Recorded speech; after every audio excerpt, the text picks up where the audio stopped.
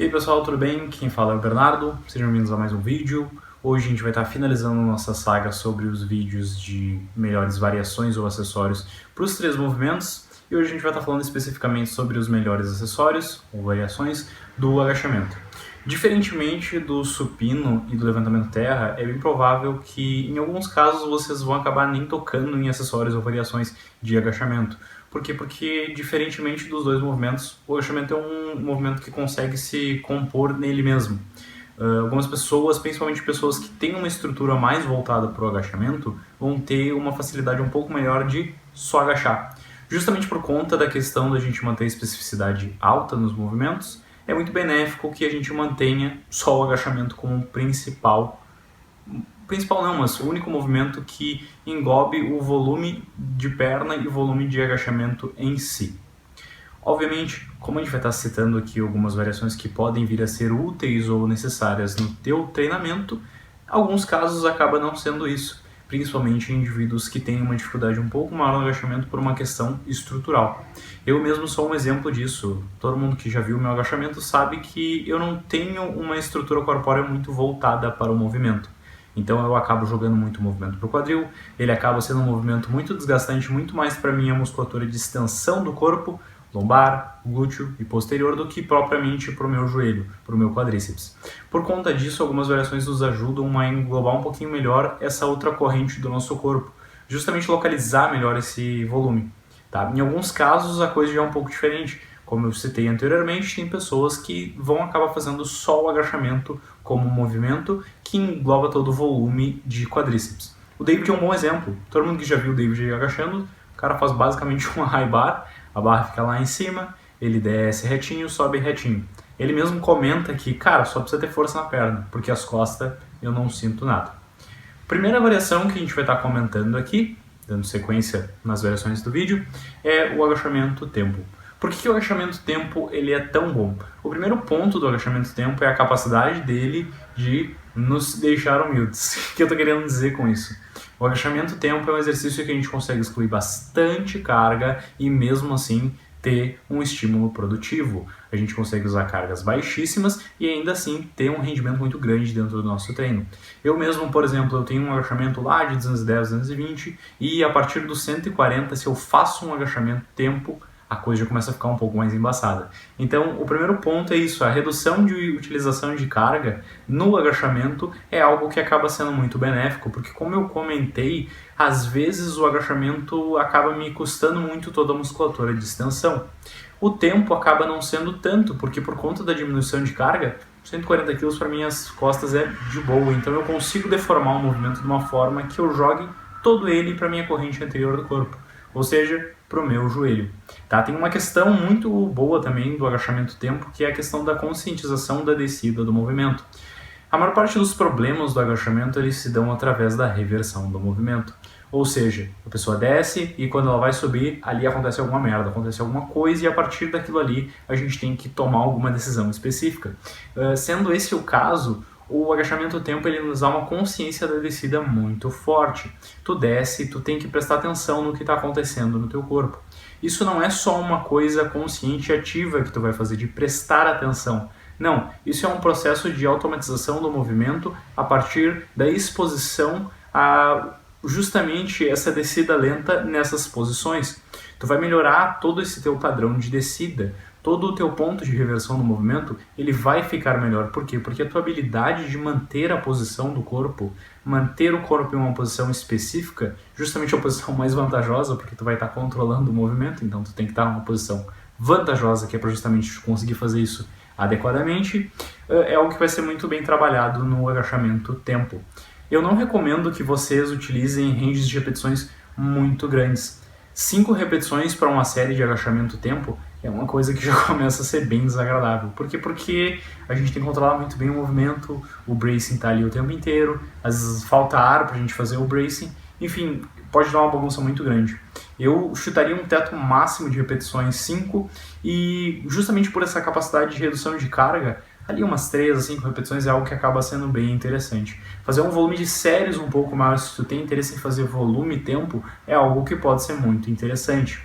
Uma estratégia que eu costumo utilizar com nossos alunos é justamente fazer uma série complex. O que seria um complex? Seria uma série que nem toda ela é de uma determinada forma. Por exemplo, a primeira repetição, a segunda e a terceira a gente faz tempo, as outras duas a gente faz normal.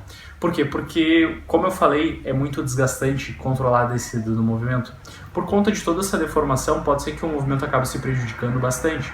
Fazer ele dessa maneira, com algumas repetições dentro da variação e as outras não, acaba mitigando um pouco isso e deixando a série um pouco mais equilibrada. Outro ponto importante da utilização dessa variação no nosso treinamento é que se eu tenho uma dificuldade de quebrar a paralela, ela acaba sendo muito benéfica.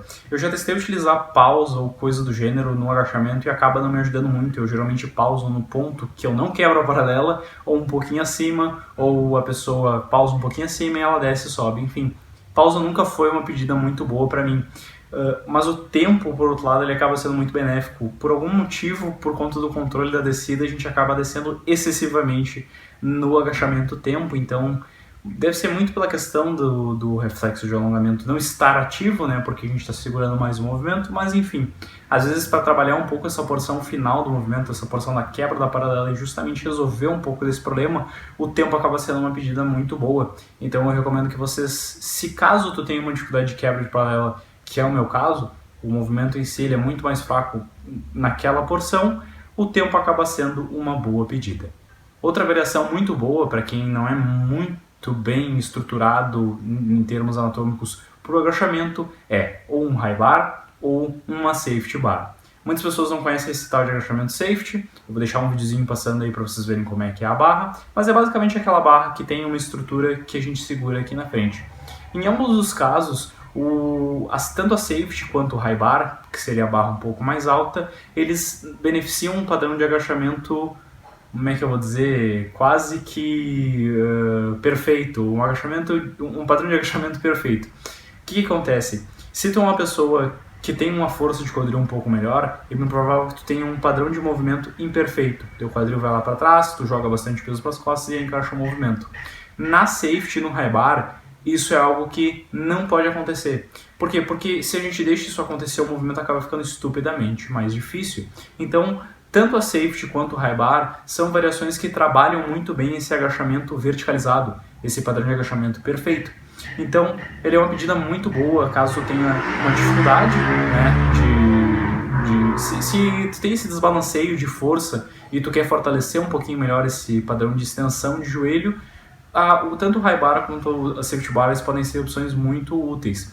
Obviamente, se tu é uma pessoa que já tem um padrão de movimento um pouco mais vertical, acaba não sendo uma pedida muito interessante nesse aspecto, mas acaba sendo uma pedida muito interessante no aspecto de desgastar menos toda a questão superior do corpo. Por quê? Porque o low bar ele é um movimento que a barra fica um pouco mais atrás, tende a ser um pouco mais desconfortável para toda a nossa estrutura superior do corpo, para o cotovelo, para o ombro, para o punho, e tanto o high bar quanto a safety, eles dão uma desafogada nesse sentido.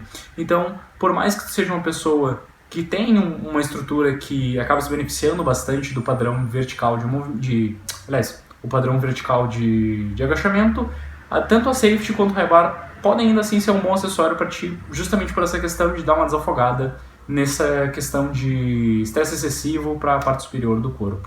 Tá? Aqui o range de repetições ele acaba sendo bastante variável. Tá? Tu pode usar repetições mais baixas, fazer como se fosse um secundário mais pesado, tu pode fazer um secundário no sentido de mais volume. Nessa parte aqui não tem uma recomendação muito específica em relação a como programar. Tá? Se tu é uma pessoa, a única recomendação é essa, se tu é uma pessoa que já faz high bar, obviamente não use o high bar como um acessório. Talvez use a safety, talvez faça um high bar de uma maneira diferente, mas enfim, aqui no ponto de programação acaba sendo muito abrangente, acaba não tendo nada muito específico que eu possa agregar para vocês. Belt Squat. Qual é a vantagem do Belt Squat? De todos os acessórios de máquinas que a gente pode encontrar para agachamento, ele é provavelmente o que tu vai ter uma capacidade de replicação do teu padrão de movimento maior. Se tu é uma pessoa que agacha com a base mais aberta, talvez um leg press acabe ficando meio estranho. Talvez se tu tem uma base mais fechada, acaba ficando um padrão de movimento parecido. Um rack, a mesma coisa. Um pêndulo, a mesma coisa. O belt não. O belt é uma máquina, ou se tu usa, enfim, faz uma maracutaia com barra ou alguma coisa do gênero, é uma variação que acaba tendo um grau de liberdade de movimento bem maior. O que é a questão? Esses movimentos com barra, esses movimentos livres, dificilmente a tua perna vai ser um fator limitador. Em alguns casos pode ser, mas na maior parte dos casos vai ser o nosso tronco, a nossa lombar. Por quê? Porque a gente faz terra, a gente faz o ar com um supino bem forte, então é bem provável que a lombar seja um fator limitador no teu agachamento, em termos de volume, né, em termos de suportar volume, e as pernas não. Então acaba sempre sobrando um pouco de volume a mais que a gente consegue compor nas pernas com outros movimentos. O belt, justamente por ele ter esse grau de adaptação individual de movimento maior e dar justamente essa questão do não desgaste das nossas costas, mas ainda dando uma oportunidade de trabalhar muito bem as nossas pernas, acaba sendo talvez a melhor opção de acessório possível para quem faz agachamento, para quem busca melhorar o seu agachamento. Então a vantagem dele é justamente essa: muito adaptável, zero desgaste nas costas e bem parecido com o padrão de agachamento, o padrão de movimento do agachamento que a gente geralmente faz. Aqui eu realmente recomendo que vocês usem um range de repetições médio para alto. Esse movimento ele tende a se deformar bastante conforme ele vai ficando pesado, tanto em termos de encurtar muito o movimento, quanto em termos de perder muito o quadril. E quando a gente perde o quadril no agachamento, tá, a gente ainda tem uma briga interessante. No belt acaba não sendo muito, acaba sendo só como é que eu vou dizer? E eu não sei explicar muito bem, mas essa questão de replicar um padrão de movimento que eu faço no agachamento, que é jogar mais peso no meu quadril, acaba facilitando muito o belt e eu acabo não trabalhando quase nada. Eu só fico mexendo ali o peso, é uma coisa até meio que engraçada. Mas eu realmente, por conta dessa alta capacidade de deformação do movimento, eu recomendo que vocês utilizem um range de repetições um pouco maior, que é para justamente conservar o padrão, desgastar menos as costas e focar bem em trabalhar ali as pernas, focar bem em trabalhar bem o padrão de extensão de joelho, para que isso realmente tenha alguma transferência relevante para o teu agachamento. Tanto para quem tem uma estrutura mais parecida, aliás, uma estrutura boa para agachamento, para quem tem um padrão de movimento perfeito, quanto principalmente para quem não tem. Se tu é uma pessoa que tende a ter o fêmur mais longo, que é o caso de um agachamento parecido com o meu, eu realmente acho que o belt é uma baita pedida. Porque é bem provável que o fator limitador do teu agacho seja o teu lombar, e aqui é totalmente o contrário. Então, essa capacidade de tu poder replicar um padrão de agachamento perfeito, um padrão de agachamento verticalizado, é algo muito benéfico para o teu agachamento e é algo muito fácil de ser replicado dentro do belt. Próximo acessório é o agachamento hack. Aqui ele perde um pouco em termos de padrão de movimento para o belt, mas ele ganha em termos de capacidade de expressão e de intensidade. É bem comum que dentro do power, pessoas que fazem power tendem a negligenciar os acessórios de perna. Isso é algo que é muito prejudicial a longo prazo. Obviamente a curto prazo é meio indiferente, porque tu não fazer o hack pesado, tu não vai desgastar tuas pernas para fazer um agachamento pesado. Só que se tua perna for fraca, a longo prazo, tu não vai agachar com muito peso. E não é isso que a gente quer agachar com bastante peso, então tu tem que levar os teus acessórios a sério. O hack ele é um movimento muito bom pela questão de estabilidade estrutural que a máquina geralmente nos proporciona. Então, pelo fato de tu estar em uma estrutura que tu só precisa te preocupar em fazer força e caso tu falhe, tu pode simplesmente sair, o hack ele acaba sendo uma boa pedida, diferente do belt, porque o belt se tu ficar preso é uma situação um pouquinho pior, enfim. Mas o hack ele acaba sendo um pouquinho melhor nesse sentido. Tu tem uma estrutura muito estável que tu só precisa fazer força com as pernas. Ele acaba ganhando mais ainda nesse sentido de estabilidade. O que é o problema? O hack tende a não te dar uma liberdade de... como é que eu vou dizer? Liberdade de adaptação em termos de como tu agacha normalmente na barra, mas ele tem essa vantagem nos outros pontos. Aqui em termos de programação, nada específico, tu pode trabalhar o hack em repetições mais baixas, repetições médias, repetições altas, tanto faz, mas tem uma proximidade com a falha. Pega esse acessório aqui e utilize ele, que é para justamente desenvolver a musculatura das tuas pernas, desenvolver o teu corpo, que é para justamente tu conseguir levantar cargas relevantes no agachamento. Leve o hack a sério, evolua no hack, faça ele próximo da falha. Essa é a minha recomendação de programação do hack para vocês. O último acessório que a gente vai comentar hoje sobre é o búlgaro. O primeiro ponto é a capacidade de replicação do búlgaro, independente da academia que tu tiver. Pode ser que tu vá numa academia e, em primeiro lugar, não tenha belt e não tenha hack. Em segundo lugar, pode ser que tenha e seja uma bosta. Pode ser que tenha e seja uma máquina que precisa botar muito peso para ter um esforço relevante. O búlgaro é uma coisa meio universal. Mas não tem halteres muito pesados aqui na minha academia. Mas com certeza tem uma barra guiada ou uma barra livre. Pelo fato do búlgaro ser uma coisa totalmente replicável, independente do cenário que tu tiver, ele acaba sendo uma opção muito boa, porque se tu é uma pessoa que tem o costume de treinar em várias academias diferentes, cara, não importa, tem um banco e tem halteres ou uma barra que é para justamente tu poder fazer o búlgaro. Então essa universalidade do búlgaro acaba trazendo um ponto muito bom para ele. O segundo aspecto é a capacidade de a gente treinar ele, um movimento unilateral com uma carga relevante e com uma intensidade relevante. Isso é algo que a gente acaba não fazendo muito no Power e às vezes pode ser algo muito benéfico, né? Principalmente por uma questão de, enfim, prevenção de lesão, de fortalecimento de alguma musculatura específica que às vezes está ficando justamente para trás porque a gente só trabalha as duas pernas. Ao mesmo tempo, o búlgaro ele acaba sendo uma ótima pedida. Ele já é um exercício bom por si só, mas justamente por esses dois pontos ele acaba se elevando um pouco mais. Tá? Embora talvez ele seja o que menos vai ter uma influência direta na evolução do seu agachamento, indiretamente ele acaba sendo uma opção muito boa aqui nessa lista. Em termos de periodização e programação do búlgaro, eu acho que vale a mesma coisa que eu falei pro hack, faça ele próximo da falha. Dificilmente tu vai fazer um búlgaro para 3 repetições, né? Mas se porventura tu consegue fazer e ser produtivo com isso, fica à vontade. Mas eu acho que não é o caso. Então é isso. Muito obrigado por terem assistido o vídeo de hoje, espero que vocês tenham gostado. Se tem algum acessório que vocês adoram fazer e não está aqui nessa lista e vocês gostariam que fosse incluso, deixem aí nos comentários e até o próximo vídeo.